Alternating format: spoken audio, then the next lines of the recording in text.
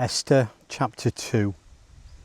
Later, when King Xerxes' anger had cooled and he was having second thoughts about what Vashti had done and what he had ordered her against her, the king's young attendant stepped in and got the ball rolling. Let's begin a search for beautiful young virgins for the king. Let the king appoint officials in every province of his kingdom to bring every beautiful young virgin to the palace complex of Susa and to the harem run at Hegai, the king's eunuch who oversees the women. He will put them through their beauty treatments. Then let the girl who best pleases the king be made queen in place of Vashti. The king liked this advice and took it. Now there was a Jew who lived in a palace complex in Susa. His name was Mordecai, the son of Jair, the son of Shimei, the son of Kish, a Benjaminite. His ancestors had taken from Jerusalem with the exiles and carried off with King Jehoiachin of Judah by King Nebuchadnezzar of Babylon into exile. Mordecai had raised his cousin Hadassah, otherwise known as Esther, since she had no father or mother. The girl had a good figure and a beautiful face. After her parents died, Mordecai had adopted her. When the king's orders had been publicly posted, many young girls were brought to the palace complex of Susa and given over to Hegai, who was overseer of the women. Esther was among them. Hegai liked Esther and took a special interest in her. Right off, he started her beauty treatments, ordered special food, assigned her 7 personal maids from the palace, and put her and her maids in the best rooms in the harem.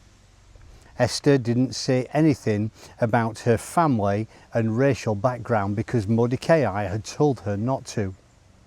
Every day, Mordecai strolled beside the court of the harem to find out how Esther was and get news of what she was doing.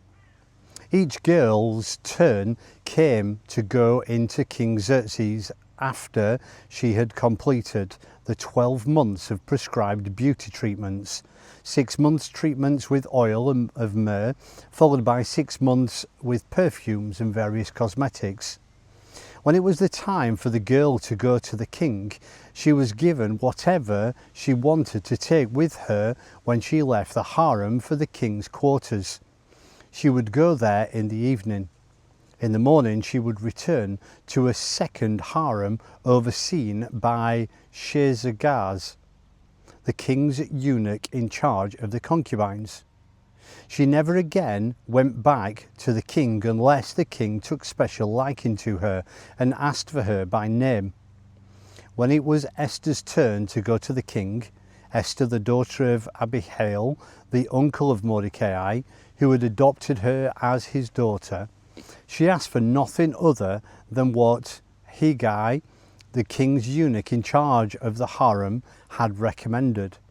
Esther, just as she was, won the admiration of everyone who saw her. She was taken to King Xerxes in the royal palace in the 10th month, the month of Tebeth, in the 7th year of the king's reign. The king fell in love with Esther far more than any of the other women or any of the other virgins. He was totally smitten by her. He placed a royal crown on her head and made her queen in place of Vashti.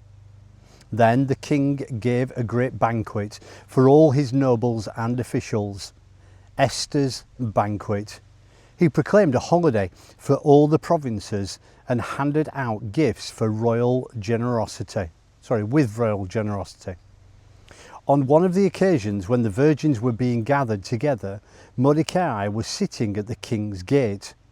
All this time, Esther had kept her family background and race a secret at Mordecai, as Mordecai had ordered. Esther still did what Mordecai told her, just as she was being raised by him.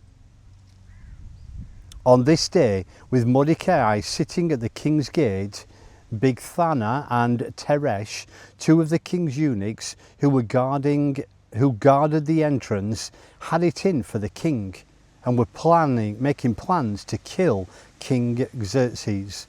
But Mordecai learned of the plot and told Queen Esther, who then told King Xerxes, giving credit to Mordecai. When the thing was investigated and confirmed as true, the two men were hanged on the gallows. This was all written down in a logbook kept for the king's use.